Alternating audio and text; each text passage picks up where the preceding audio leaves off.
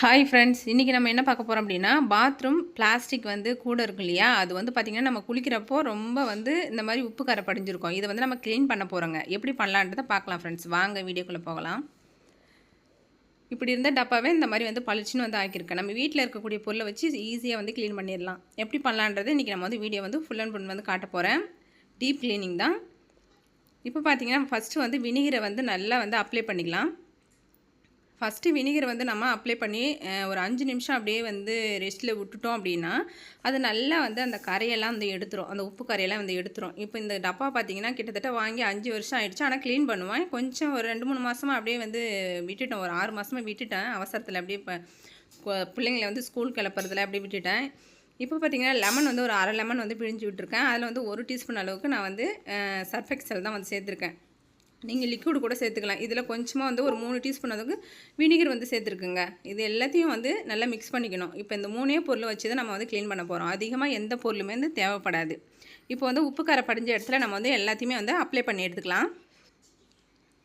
Apply பண்ணிவிட்டு நல்லா வந்து இதை நம்ம தேய்ச்சி விடணுங்க. இந்த மாதிரி லெமன் வந்து அந்த பிடிஞ்சி வச்சுருக்கோம் இல்லையா, அந்த லெமனை வச்சு நல்லா தேய்ச்சி எடுக்கணும். ஏன்னா இது வந்து லைட்டாக இருந்துச்சுன்னா நம்ம வந்து ஊற வச்சு உடனே க்ளீன் ஆகிடும். இது ரொம்ப நாள் கரன்றதுனால கொஞ்சம் தேய்ச்சி எடுத்தால் தான் நம்ம க்ளீன் ஆகும். பார்த்திங்கன்னா அந்த டப்பாவுமே வந்து கிராச்சஸ் அதிகமாக இருக்கும். ரொம்ப நாளாக வாங்கி யூஸ் பண்ணுறதுனால கொஞ்சம் கிராச்சஸாக இருக்கும். ஆனால் நான் இந்த மெத்தடில் செஞ்ச உடனே இந்த டப்பா வந்து நல்லா பளிச்சுன்னு ஆயிடுச்சுங்க. இப்போ பாருங்கள், நம்ம வந்து தீத்தி எடுக்கும் போதே தெரியுது நமக்கு வந்து ஃபஸ்ட்டு இருந்த டப்பா இப்போ எப்படி வந்து சேஞ்ச் ஆகிருக்குன்னுட்டு. இது ஃபுல் வாஷ் வந்து நான் பண்ணிவிட்டு காமிக்கிறேன் பாருங்கள் எப்படி இருக்குன்னுட்டு. நம்ம வீட்டிலே வந்து இருக்கக்கூடிய பொருளை வச்சு ஈஸியாக வந்து க்ளீன் பண்ணிடலாம். இப்போ நல்லா வந்து தேய்ச்சி எடுத்துக்கலாம். தேய்ச்சி எடுத்ததுக்கப்புறம் நம்ம வந்து இந்த ஸ்க்ரப்பு அப்படின்னோடனே நம்ம வந்து அந்த சில்வர் ஸ்க்ரப்பெல்லாம் வந்து யூஸ் பண்ணக்கூடாது. அந்த மாதிரி பண்ணோம் அப்படின்னா நம்ம புது அந்த கூட நமக்கு வந்து கிராச்சஸ் வந்து விழ ஆரம்பிச்சிடும். அதனால் இந்த மாதிரி ஒரு ஸ்பாஞ்ச் ஒன்று எடுத்துக்கோங்க. நார்மலாக இருக்கிற ஸ்க்ரப்பால் தித்துனீங்க அப்படின்னா அதுவே நமக்கு கரெக்டாக இருக்கும். புது டப்பா வச்சுருக்கீங்க அப்படின்னா நீங்கள் கண்டிப்பாக வந்து அந்த ஸ்க்ரப்பெல்லாம் போடவே கூடாது. இப்போ பாருங்கள், நான் வந்து இது தேய்ச்சி எடுத்ததுக்கப்புறம் இந்த டப்பா ஃபஸ்ட்டு பார்க்கும்போது எப்படி இருந்துச்சு, இப்போ பாருங்கள் எப்படி இருக்குன்னுட்டு. நம்ம சிம்பிளாக தான் நம்ம வீட்டில் இருக்கக்கூடிய பொருளை வச்சு தான் இன்றைக்கி வந்து க்ளீன் பண்ணியிருக்கிறோம்.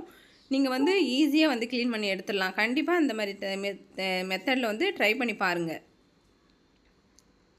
இது வந்து நம்ம அசால்ட்டாக அப்படியே வந்து விட்டுடுவோம். நம்ம வந்து பார்த்திங்கன்னா நாளைக்கு பண்ணலாம், இன்றைக்கி பண்ணலான்னு ஒவ்வொரு நாளும் கடந்து போவோம். அந்த டைமில் நம்ம வந்து பிஸியாக இருக்கிறதுனால நம்ம வந்து வாஷ் பண்ணுறதுக்கு டைமே கிடைக்காது. இருந்தாலுமே இது இந்த மாதிரி இருந்துச்சு அப்படின்னா நீங்கள் வந்து வாரத்தில் ஒரு நாளைக்காவது வினிகர் போட்டு தொடச்சி இந்த மாதிரி மெயின்டைன் பண்ணிங்க அப்படின்னா ஈஸியாக க்ளீன் பண்ணிடலாம். கரையுமே படியாது. கண்டிப்பாக அந்த வீடியோ உங்களுக்கு பயனுள்ளதாக இருக்கும். பிடிச்சிருந்தா மறக்காம நம்மளோட சேனலை வந்து ஷேர் பண்ணுங்கள்.